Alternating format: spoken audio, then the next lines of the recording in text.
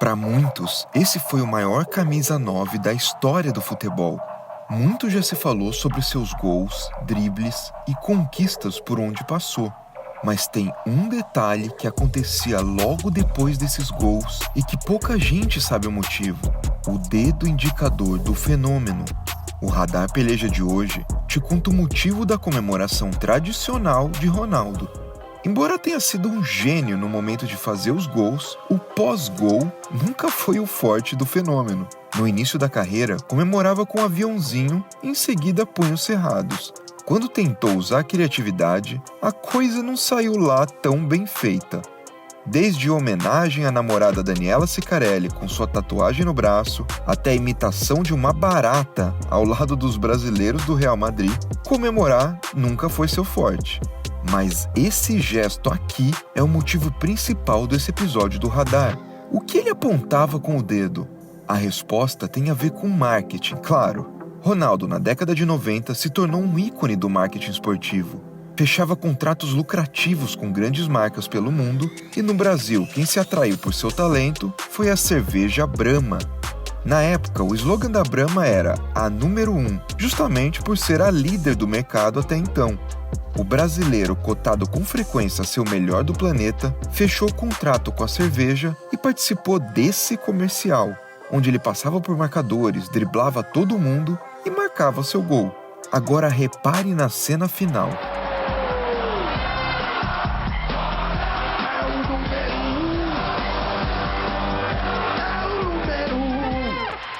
Depois do contrato publicitário, Ronaldo reforçou em campo o sinal do número 1. Os anos de bom relacionamento com a Brahma não deram motivos para que o fenômeno mudasse muito de comemoração. Acabou então se tornando uma marca dele. E depois da sua recuperação da contusão no joelho e do pentacampeonato pelo Brasil, o sinal ficou associado até com algo como "eu falei, eu te falei". Fato é que para uma galera dos anos 90 que lembra do comercial de TV, o gesto de Ronaldo a cada gol remetia a comemorar bebendo a cerveja. E o atacante não foi o único a fazer isso na história. Diversos personagens ou clubes do futebol brasileiro já utilizaram do marketing para comemorar os gols. Em 2011, por exemplo, o elenco do Palmeiras foi orientado a comemorar simulando dirigir um carro. Isso seria uma homenagem à campanha de 25 anos da montadora que estampava a camisa do Verdão. E aí, para você isso faz parte do futebol e dos negócios, ou o gol é um momento sagrado e tem que ser preservado comercialmente? O que houve ali com o Rodrigo? Vamos falar do jogo? O que houve no jogo? Que jogo? Sabe nem fazer a pergunta, irmão? A relação dos jogadores com a mídia sempre teve seus dias conturbados. Porque assim como, depois de uma grande vitória, os microfones correm atrás do herói, depois de uma derrota, todos procuram o vilão. O Radar Peleja de hoje conta o que isso tem a ver com a história por trás do corte de cabelo mais famoso do Brasil. Na Copa 2002, a seleção estava cheia de craques, mas o maior destaque era ele, o melhor do mundo daquele ano, Ronaldo Fenômeno. Apesar de estar em baixa na Inter de Milão, prestes a enfrentar a Turquia na semifinal, o atacante estava fazendo uma Copa do Mundo espetacular. Era um dos artilheiros da competição com 5 gols em 4 jogos e ótimas atuações. Mas na preparação para um dos jogos mais importantes, ele saiu do quarto do hotel com esse corte de cabelo aí. A imprensa foi toda pra cima. André Plihal, repórter da ESPN, que foi o primeiro a entrevistar o Fenômeno com o corte cascão, contou alguns anos depois: quando o melhor jogador da Copa faz isso numa véspera de semifinal, faz o nosso dia. Mas enfim, por que um cara como o Ronaldo, prestes a aparecer pro mundo inteiro, fez um corte tão estranho num momento tão importante? Justamente pra causar. Na Copa de 98, Ronaldo sofreu uma convulsão horas antes de entrar em campo contra a França. E segundo ele, pior que a preocupação com a própria saúde era a pressão de todos os lados na mídia. Só se falava nisso. Aqui no Radar Peleja nós já te contamos todos os bastidores desse que foi um dos momentos mais polêmicos da história da seleção. Na Copa que garantiria o Penta depois, o craque decidiu que não queria passar por isso de novo. Acontece que entre 2000 e 2002, o Fenômeno não sofreu uma, mas 2 lesões sérias no joelho e tinha perdido a maior parte da temporada pela Inter por conta de um incômodo na coxa. Depois das quartas de final contra a Inglaterra, a notícia que começava a rolar no vestiário era de que o atacante estava voltando a sentir as dores, e o incômodo realmente existia. Mas para evitar a pressão nas suas costas e as especulações quanto às suas condições de jogo, Ronaldo apelou para a máquina. Um corte de cabelo como esse não é para qualquer um. E não é mesmo. O Ronaldo estava muito cabeludo pro padrão Ronaldo. Ele queria algo diferente e achou o meio termo. Minha virilha estava doendo, mas quando eu cheguei para treinar com aquele corte, ninguém mais falava na lesão, disse ele ao The Sun em 2017. Sem a pressão da imprensa, o Fenômeno jogou relaxado e o resultado é história. Já parte pela direita, Cafu já partiu na velocidade, ele cortou pro meio, lá veio o Clemerson, Rivaldo saiu pro Ronaldinho, pé direito, bateu! Brasil! Mais um lance genial de Ronaldo Fenômeno. No Brasil, as juras de amor pelo clube e a média com a torcida são coisas bem comuns. Até por conta disso, quando não cumpre a promessa, muito jogador vira decepção e depois meme. Em casa, né? Minha família inteira aqui, família toda atleticana. Eu nasci cruzeirense, né? Meu coração nasceu cruzeirense, a minha família inteira é cruzeirense. Não, eu já falei um monte de vezes. O único time que eu jogaria aqui no Brasil é pelo Corinthians. Nem todo mundo sabe, mas um dos melhores de todos os tempos, desde que foi pra Europa, dizia que era flamenguista. Mas na hora de voltar pro Brasil, o Radar Peleja de hoje te conta por que o Fenômeno foi parar no Corinthians e não no Flamengo.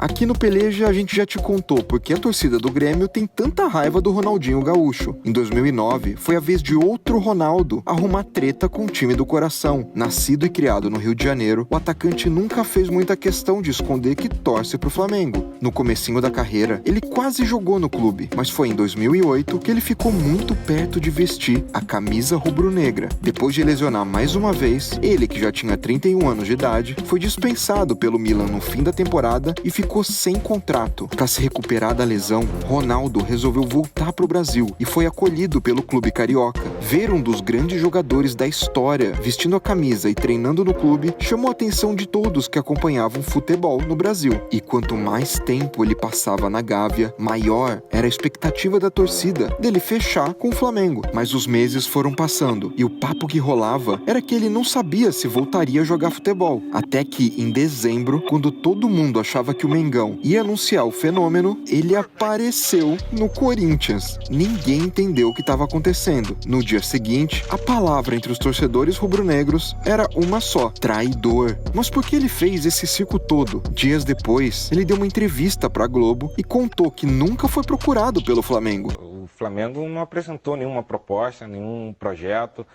nenhuma ideia, nenhuma intenção, né? Lógico que eu usufruí da estrutura do Flamengo durante um período. Eu sou muito agradecido ao Flamengo, ao Márcio Braga, ao Kleber Leite, que me permitiu isso.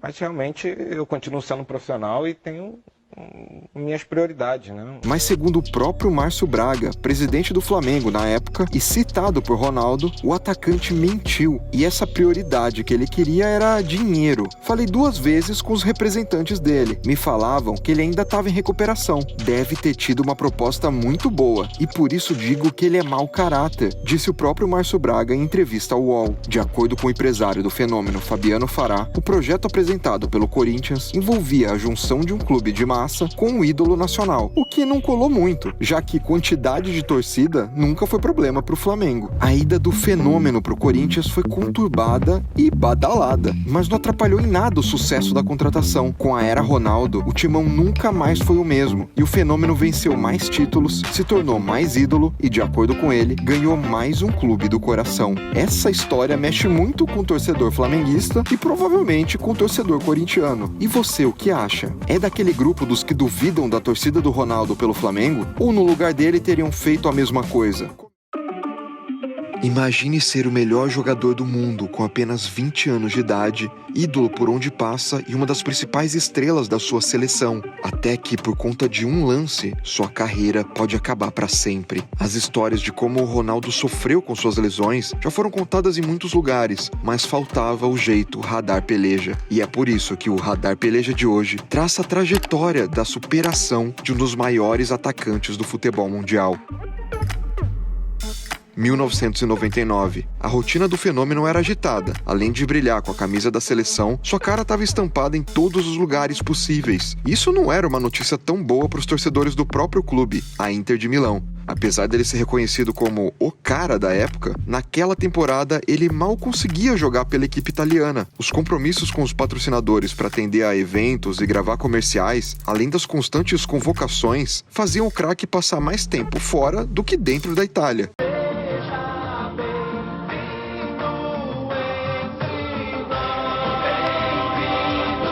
Mas ainda assim, a presença de Ronaldo em campo era indiscutível e fazia total diferença. Até que toda a badalação foi interrompida por uma das poucas coisas que conseguiam pará-lo. Pouco tempo antes, na final da Copa de 98, Ronaldo teve um problema de saúde que influenciou diretamente no seu desempenho. Essa história foi contada em detalhes aqui mesmo em outro Radar Peleja. Já em 99, o problema foi muito pior. Num jogo contra o Lecce, assim como de costume, ele estava dando um show. Mas presta atenção nesse lance. Parece normal, né? Agora veja no replay em câmera lenta. Esse pisão em falso jogou uma carga absurda no joelho dele e o fez sair mancando de campo. Mais de 5 meses fora dos gramados. Uma grave lesão no joelho direito levou o atacante para a mesa de operação.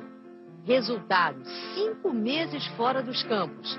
A recuperação foi difícil. Depois de cirurgia e uma corrida contra o tempo para não perder toda a temporada, ele conseguiu se recuperar para disputar a decisão da Copa Itália contra a Lazio. Em abril de 2000, ele entrou em campo para tentar ajudar a Inter a levantar outra taça. Só que o joelho de Ronaldo não aguentou nem 10 minutos em campo. Depois de outro pisão em falso durante um drible, o joelho direito do craque falhou. As imagens de dor do atacante chocaram o mundo. As reações dos adversários ali na hora mostravam a gravidade da situação. O fenômeno, estirado no chão, chorando, depois de tanto tempo parado, fez muita gente acreditar que ali seria o fim da carreira. E tinha motivo. A lesão era muito parecida com a outra, mas dessa vez mais séria. Mais uma cirurgia e dessa vez 15 meses sem jogar. A volta aos gramados foi mais lenta e tanto em 2001 quanto em 2002, a desconfiança e o medo de uma nova lesão cercaram Ronaldo o tempo todo. A sua redenção e volta por cima só rolou mesmo pela seleção brasileira. Sem jogar direito pelo seu próprio clube, a convocação do fenômeno para a Copa de 2002 foi vista como um voto de confiança do técnico Felipão. E por mais importante que ele tenha sido na Copa anterior, muitos se questionavam se ele realmente teria condições de jogar bem. A desconfiança era tanta que assim que ele chegou na Itália para se juntar ao grupo no Brasil, teve antes que passar por um compromisso um pouco diferente, uma sabatina digna de candidato à presidência na bancada do Jornal Nacional. A gente falou rapidamente dos seus problemas físicos. Ronaldo,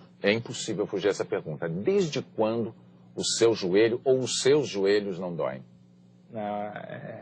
Acho que em seguida, depois da operação, já não senti nenhuma dor. Mas o importante é estar bem fisicamente, porque chegar lá a emoção é grande, a gente vai sentir bastante no primeiro jogo.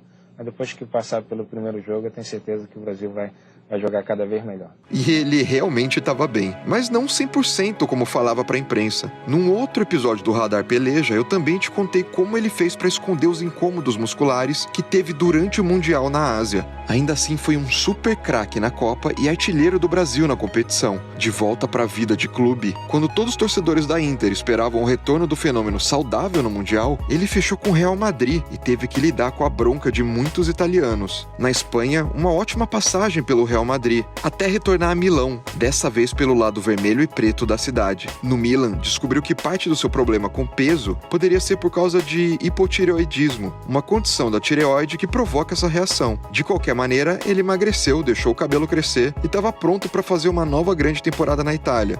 Mas em fevereiro de 2008, o joelho falhou pela última vez. Nem 2 minutos depois de entrar em campo, ele foi para uma dividida dentro da área e direto para o chão. A nova lesão no joelho encerrou a passagem de Ronaldo pela Europa. O Milan não acreditou que ele poderia retornar uma terceira vez depois de uma lesão que já tinha acabado com a carreira de vários jogadores. Mas assim como o torcedor do Corinthians lembra muito bem, ele voltou. E o resto é história. Bola lançada na direita, Ronaldo, posição normal. Deu o drible no Triguinho, tentou por cobertura. Será que vale um Radar Peleja só sobre Ronaldo no Corinthians? Comente, inscreva-se no Peleja e até o próximo episódio.